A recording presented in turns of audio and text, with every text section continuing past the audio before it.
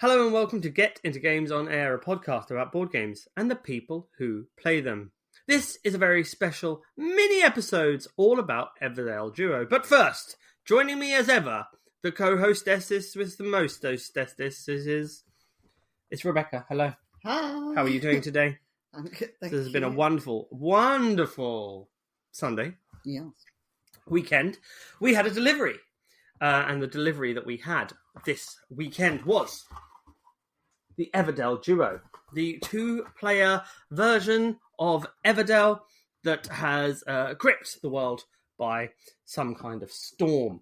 And in today's episode of the podcast, also live on Instagram as we speak. So if you're listening to this on the podcast machine and want to see our beautiful faces talking about Everdell, you can go onto Instagram and you can watch it in your leisure. But if you're on Instagram and you want to just hear our dulcet tones, you can go onto Spotify or your favourite podcast app and listen to our podcast. And you could listen to the other 38 episodes if you haven't listened already.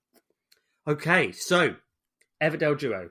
Everdell always has been, and probably will be for a good while, my favouriteest board game of all. And Is it your favourite of all time? I think it's my number one game. I think Of all time? of all time. Wow. I mean, other than Monopoly. I enjoy. I think it's my cozy game. I think it's my happy game. Your go-to game? My go-to happy game. Just my happy place. I put this card and you can't see it. Yeah.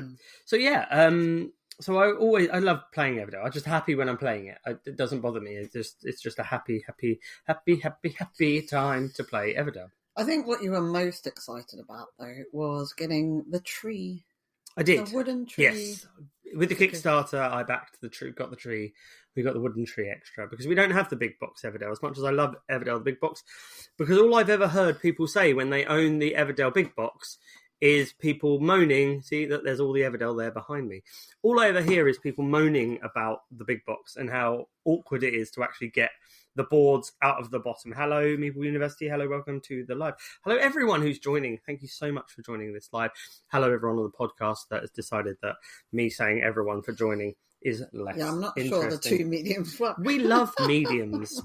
Yeah. That's strange. So generally speaking, Everdell is a hugely popular game for me. I really enjoy it. And a two-player option was always exciting. And I was really interested in the cooperative side of the game. That was something that really drew me into the Kickstarter.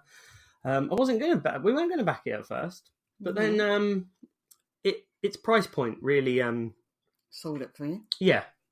It was cheaper. And, it fulfilled relatively quickly. Yeah. We're not keen on Kickstarters and waiting 2 years for a game. Yeah. If that was going to be the case, then we probably wouldn't have. No, but it was a good price, and I think that's worked. I think people were a bit scorned off of all the Far Shore fluff, but and we won't talk about Silver Frost, but that game looks incredible. Anyway. I can't remember when we paid for it, but I want to say September-y time.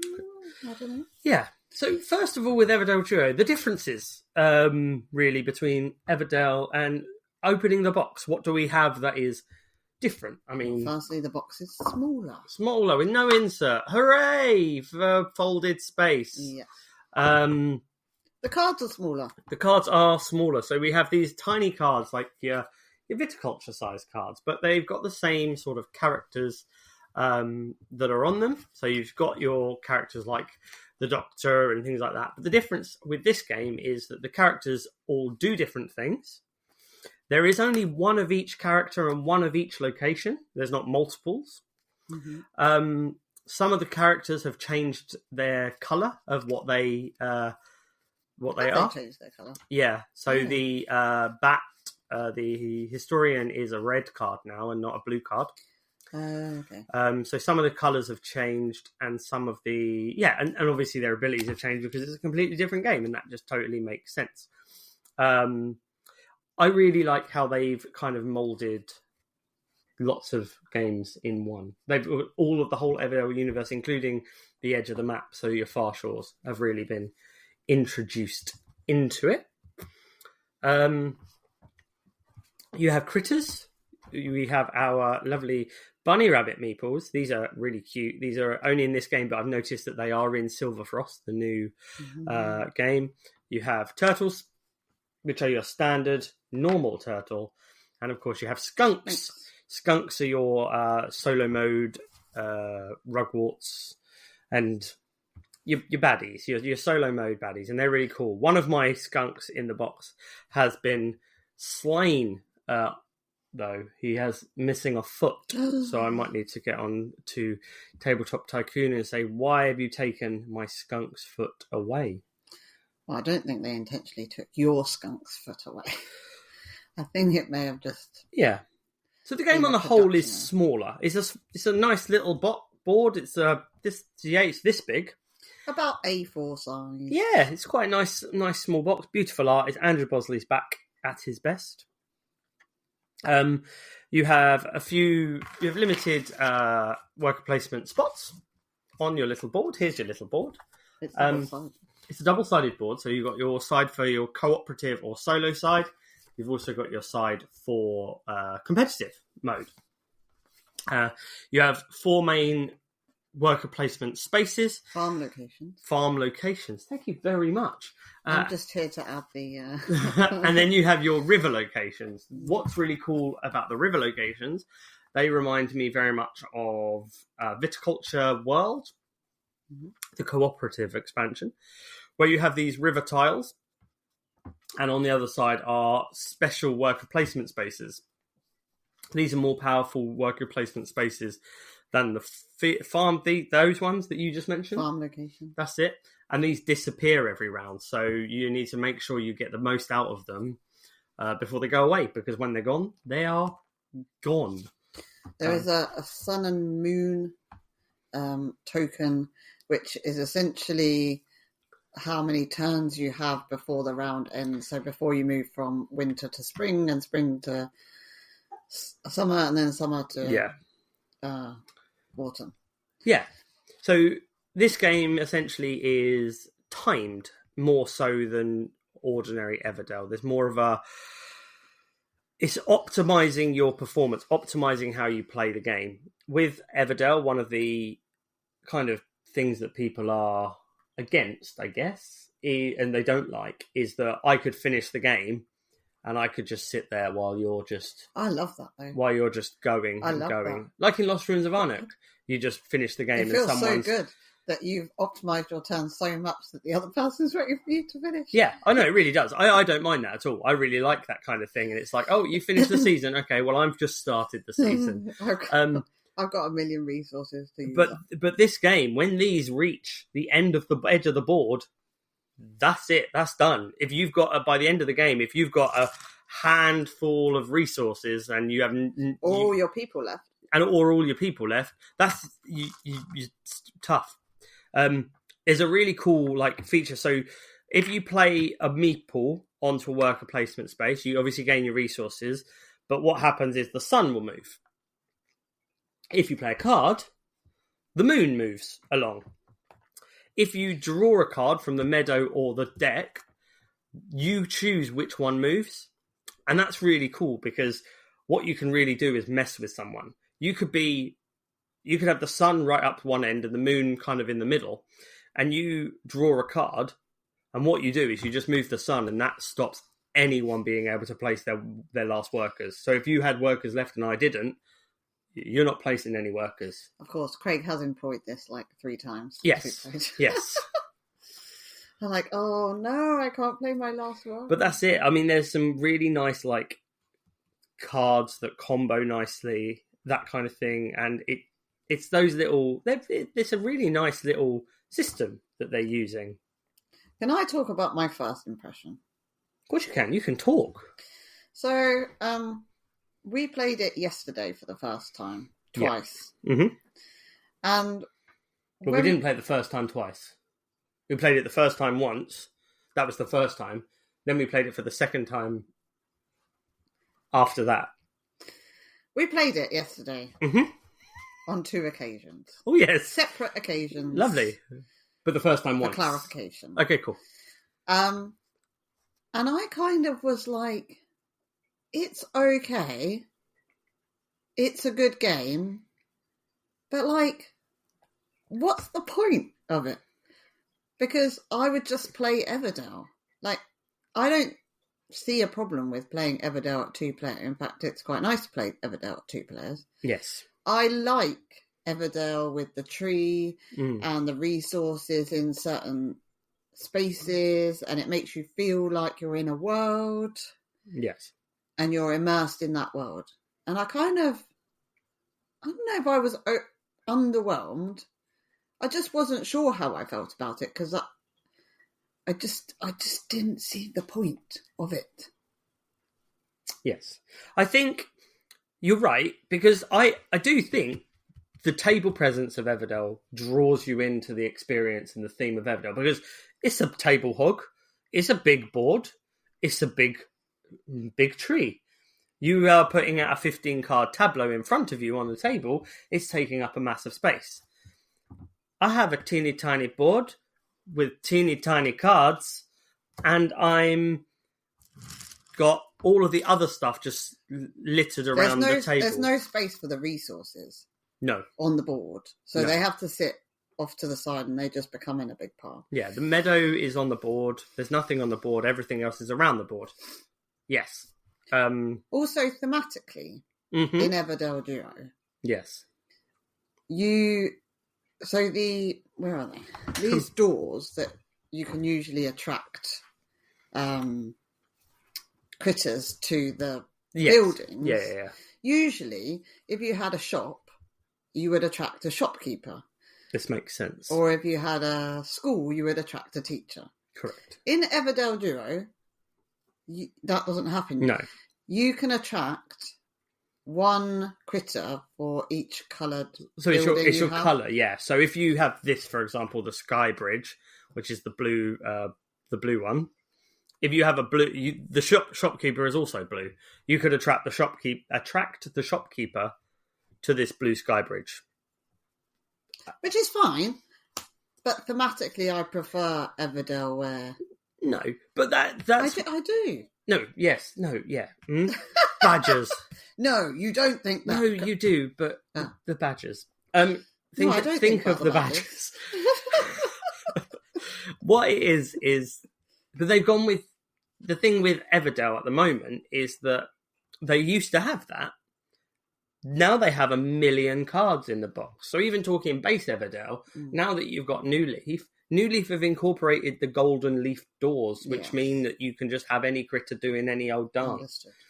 And Farshore does the same thing. It's just an anchor. You put the anchor on, and then some anchor comes along and sits on the old thing. I know, but I still like attracting the right critter to the right agreed. building. Definitely. I think that is a thing. It now just is more collecting cards and colour matching than characters to the right place. I still like to try. But there's no benefit to putting them in the right place. No. But we went to bed, obviously, because, that's what normal people do. Was this after the first time we played or the second? Never mind. And I was thinking about it. I wanted to play it again because something was attracting me to it, but I wasn't quite sure what I was missing or what the point of it was. So we played again today, didn't we? You did, yeah. So that was we've now played it 5 times. Yeah, we've played it quite a few times now in total. Yes. So this is quite good for a game that we only got yesterday. Yes. 5 times, I think, in the space of 2 days. Mm-hmm. Shows that it's a good game. One thing it does show is how quick it is to set up and tear down and reset up and go. And that's what you want from a duel game. I think Julie is anticipating where we're going with this. Oh, you might enjoy the more cooperative version.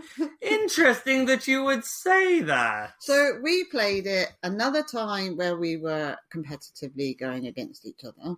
I won. Yes. By quite a lot. So the first 2 times we played, it was very close, but you won both games. Yes. The third time we played competitively, I won, but by quite a considerable amount more than you. Yes. Which annoyed you a little bit. And then No, because yes, yes, yes, because it did, but Craig, it was more because I messed up. But also, Craig doesn't like it when he knows who's going to win, so he can almost see. Right, well, you've got a certain amount of points. I can add up the board in my eyes. And he sort of gives up if he can see that I've got more points. Anyway. Mm-hmm. You do. Mm. So we decided, well, before we did this live podcast, we needed to check out the campaign. Or a pie. Element. Look at this beautiful book. So you can play it competitively, or you can work together and you can complete goals. So the first goal you had to do was you had to win 4 events, and you had to score 85 if you are on the normal setting, or 95 if you're on the hard setting. And we actually quite enjoyed that part of it. We did win the first chapter. I think we got 101. Yeah. So we had watched earlier today somebody who was reviewing Everdell Duo, and they said that it wasn't very easy to score the amount of points that you needed. Well, we did score the amount of points on chapter 1. And just like PJ says, do better. I don't know. I don't know which chapter they had played, but it is definitely possible to score 100 points. I'm just saying some reviews you just shouldn't listen to, and you should just swipe left, right, right. We then right. What? Don't swipe left. Okay. I don't understand. We then went on to chapter 2. On chapter 2, you have more of the skunks, so that makes things harder. So when the skunks come out, they block spaces, and they mean you have less turns to complete what you need to do, and they block events, which is quite interesting. Anyway, chapter 2 needed you to complete 5 events and score 95 to 115. We only scored 68, I think, on that one, but it was only our first try. But I like co-op. Is it cooperative? Yes. I like words. I like a cooperative game that's hard. Like, I don't want to win the game all of the time. No. I want, because that's what makes me keep coming back to it. I want to go again because it was hard and I want to try and beat it. Yeah. So I think that Everdell Duo is better in this campaigny cooperative mode. And I think that's what it's really there for. I can't really understand why you would want to play competitively when you could just play Everdell with various expansions, which we love to do. Yeah. I think what also makes the things that make the cooperative thing great is the skunks blocking the sections of the board makes it tighter, makes you not be able to get certain resources, and you have to work differently, and you have to work better, and you have to work together to gain those resources.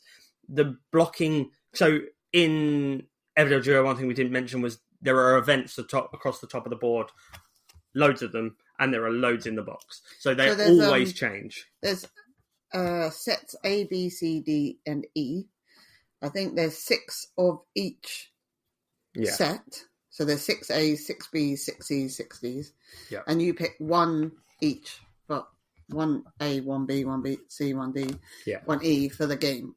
So there's quite a lot of mixing and matching you can do. But yeah, so the skunks block those as well. So you have to so one of the second mode is the skunks are blocking the events. And the only way to do that is there's a juggler who's one of the critters. You need him, and it tells you to put him in the meadow at the beginning of the game. But you need him to be able to access those events because he can score an event that's not been just by playing the card. So you need to use that. The other thing that's cool is there's lots of really neat artwork, but there's a bit in the middle of the board that is a turtle and a hare shaking hands. Nice to meet you. And they're doing a trade. And there's a tile that when the sun or the moon token is in the middle, you can put some of your resources onto this tile, one of your resources onto this tile, and then your partner can take those resources, because resources gained are yours individually, but the town is spread across the table, so it's your joint town. So you benefit off of each other's critters that you're playing, but the resources you gather, they're yours to use, which is a really neat thing. I really like that. And yeah, I think that this duo version. Oh yeah, you can talk about that in a minute. Yes, I think that. Sorry. I think that the duo version forces you to play Everdell differently. I think you can't play, like you were saying, you have a set strategy for when you play Everdell. Yes. And I think you might get to that with Everdell Duo, but you certainly can't play the strategy that you play Everdell normally at, because it's not the same game. Yeah, I think people buy this and go, I want to play Everdell. This is Everdell. It's not Everdell. It's very tight and it's very puzzly, and it definitely is about optimizing your turns, and you can't do everything. And so there are certain cards that work well together, and there are certain cards that allow you to do more than one action, which is where, the kind of linking up of actions is quite satisfying when you can do it correctly. Or when we played Chapter 2, we knew right at the beginning that we'd made the wrong choices, didn't we? Yeah. Oh, yeah, absolutely. And so we tried the best we could to play out the strategy, but when it's not right. You still need to get the production of the green spaces going at the right times. Yeah. You still have like bonuses that you get each month. You need to make sure you're getting like your farms and stuff working. The other thing that's cool, because the campaign is based on like a rival, but you're a mayor in a town, but it's rival newspapers, the Gazette and the Root. The Gazette and the Root. And the Root is evil. But you get these little newspaper cards that you draw, and then and different things, you can choose different ones, and these will give you like a one-time benefit in your game. So this one, for example, either player gains 2. This one, each player gains 1 random resource. This one, either player gains 2 random resources, and there's again loads of them in the box. It's just another really nice, neat little thing for a cooperative game, just to give you a bit more of a bonus. The season tiles are quite interesting as well. So if you're playing competitively, it tells you the turn order. So each season, somebody else will be the first player, and then the second player gets a little extra bonus. But on the reverse side is for cooperative, and you have to decide which character has which. Yeah, a bit of negotiation. Because the thing with your hand management as well, and I like a game with... It's not limited communication, but it's like in the art project where there is limited communication, but you can only give certain information. Mm-hmm. So what it says is that you can have your hand of cards, you can have your whatever card you have, but the only information you can give essentially is the color of the card. You can't really give what away with like what resources you need, that kind of thing. You can obviously talk when it comes to trading. Do you want a berry? Yes, I do. I've got this judge to put out. So I like that. I like that limited side of the game as well, which is nice. I think that... So PJ was saying, should he buy it? I think that if you want it for the campaign version and you want to play a version of Everdell cooperatively with someone, yes, because I think the campaign is very exciting, and I think it's quite hard, and I think it's going to be tricky, and it's going to take your time to achieve those things. I think if you want it for a 2-player version of Everdell, it's okay. Yeah.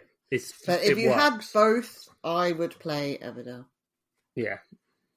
Just because it's more of a world to be immersed in, I think. Yeah, I agree. I think the big box has kind of had a negative effect on Everdell. I think all of the expansion, everything being shoved in one place. Like even me, at the moment, I've got every single card is in the Everdell base game box. So when we play Everdell, whether we're just using the base game or whether you're using 1 or 2 expansions, we have every single card. I really do want to strip the 8 million cards back down to basics, so we can just play the base game sometimes. And I think now there's too much. For me, I can go, okay, let's just do this. Or let's just play Farshore. I think if you were going to take one on holiday, like this would be a perfect one if there were two of you to go on holiday. Or, you're going on a business works do or something, I don't know, and you wanted to take a smaller version of Everdell, you don't have to take the tree and everything. Yeah, definitely. I think it has its place. I'm not sure it replaces Everdell. No. But then I'm not sure it's meant to. No, it's not. It's a different game. It's a different beast. I think people have gone into it thinking it's Everdell and I'm disappointed that it's not like super like Everdell, and that's disappointed people because they just want to be able to do. But then why do you want a game that does the same? No. Why would you want a game that's just Everdell but smaller? I've definitely done a 180 on it because, like I said, last night I went to bed thinking, what's the point of it? Why did they make this? And then today I'm like, oh, okay, it makes sense. This campaign is good. Like, I'm enjoying it. I think it will be fun. Like, I want to see where it goes. Yeah, I agree. It was fine. It does a job. It doesn't replace anything. It's better than my little Everdell, but then again, so's everything. But you still can't beat a 4-player game of Everdell with all the expansions. You can't. No. You can't. That was amazing. Like it was. That's a core memory. That was probably the best game of Everdell I've had. Yeah, it was just everything. It was absolute madness. Amazing. Absolute madness. We should do it with a 6-player version one day. I don't think we have a table big enough. No, we'd have to. No, but yeah, I think. Yeah, that was madness. It shouldn't have been done. They said they shouldn't have done it, but we did it. Yeah, I think I should you buy it? I don't know. Should you try it? Yes. Yeah. I think it's definitely a fun little game. Is there anything else about Everdell Duo? Like, resources are limited. Like, resources, component-wise, they're the same, but there's not as many. You don't need as many, do you? Because potentially it could have had the metal shinies and the wooden things. Just get the ones out of Everdell. I could get... Yeah, I'm just, nitpicking. It has a player aid. Everdell doesn't normally have a player aid. This is a player really aid. Nice, yeah. Here's a player aid. I'm not sure you need a player aid. A player aid for bunny rabbits and a player aid for turtles. The rulebook is really quite straightforward, actually. It's well written. It's easy to understand. I mean, we picked it up and were able to play it straight away. If you've played Everdell before, then it's kind of straightforward. Yeah. I quite like the back. On the back, it's got the legend for what each icon means. I mean, it's kind of straightforward, but yeah. Gaining the doors is more difficult, I would say. Yeah. Because there's one space in the fields, down here, that gives you a door. And then the door you can use to put your critter in as long as it matches colour. There are characters. Yeah. The shepherd has one. There's a few characters. But I would say there's more locations to place in your own... Because there's limited locations on the board, there are more locations for your town. Yeah. So you can play more characters into your town to be able to... But this is how you know when you've got a good game. When we get off this live, I expect we're going to play it again. Yeah, because it's here. It's set up almost set up in front of me, but all enjoyable. I have to do is put cards out. It is enjoyable. Off we go again. You can't deny it's enjoyable. Well, you can't look at these. You can't look at this artwork. There's not many games that we get straight in and we want to play 5 games of it in a row. No. That's the only game we've played recently, other than there is that level of you play it and you're like, I want to love this. Mm-hmm. So I'm playing it again until I do. I don't care. I'm going to turn myself around on this. But yeah, it's definitely nice. And I think it will... Yes, it is the world of duel games, and they've called it Duo rather than Duel because two. What I like is that this duel game has a cooperative and a competitive aspect to it. Like, if you were just going to go for a 2-player game and you wanted one that you could play both ways, this is perfect. I'm probably wrong here, but is there many 2-player games that are solid as a 2-player competitive game and also solid as a 2-player cooperative game? Answers many. on a postcard if Maybe there are many, but I don't know of any that can be played both ways. We don't have any. I don't think. No, we don't. Yeah, no, we don't have. We don't have many just 2-player games. Well, really. These dual versions of bigger games. But like so the other game we played this weekend was King of Tokyo Duel. Yes, and that's just competitive. It is just competitive. No cooperative there. Competitively broken. There's one character that's competitively broken, but that's not what we're here to talk about. We're talking about Everdell Duo. I mean, we've got these. These are really nice. I like these. There's not enough in the box. What did you just fling off? I don't know. Badger. These are the photocopy them, campaign things, and you can score. You basically score when you've done the entire campaign. You fill out all the points on the back, and then you write your name and your town and everything, and you give yourself a little medal for your final score of the entire campaign. This is just saying that you're only going to do like 10 campaigns, but you could photocopy them. But I don't think we're even going to use them. Because we would score it on BGG. Yeah, but I'd like to frame one.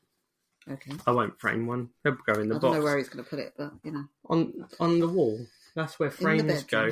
Yeah, on the wall in the bedroom. So we can just look at all my Everdell that I've done. I've done so much Everdell. You must be proud of me. Anyway, go check it out. Yes. Get into Everdell Duo. Yeah, sure. Why not? You'll fit in the box. You're very small people, aren't you? You're in there, and I can see you. You're tiny. Tomorrow, we're recording the newest podcast, which will be out on Wednesday. Yeah. Which is all about board games and education. Yes. Which will be good. Yeah. And we might be joined by a special guest. We may be joined by a special what? Maybe. What? She hasn't told me about two. Yes, She's told me about one. She has told me about one because I was the one who organised the other one. Thank you for joining. Thank you for joining this live, and thank you for listening to this podcast. As always, leave a 5-star rating, 5-star review on your podcast app of choice. You people in their Instagram land, you know you're listening. You can leave a 5-star review just in the comments. You just go 5 stars, star. There are emojis for that. And you people over there on the podcast app over there, just over there on the other side of the screen, thank you so much for being with us for this mini review bonus episode. And if you enjoyed these mini bonus review episodes, why not... If you enjoyed these mini bonus review episodes, why not let us know? I have to look there because I wanted the computer to know I was speaking to the podcast. Are not watching. Thank you very much for joining us, and have a lovely, lovely evening. And remember to get into Tortuga. Get into that's a lovely game. It's in a little book. But it's not Everdell Duo. Go play that. Sick and things. Thanks. Bye.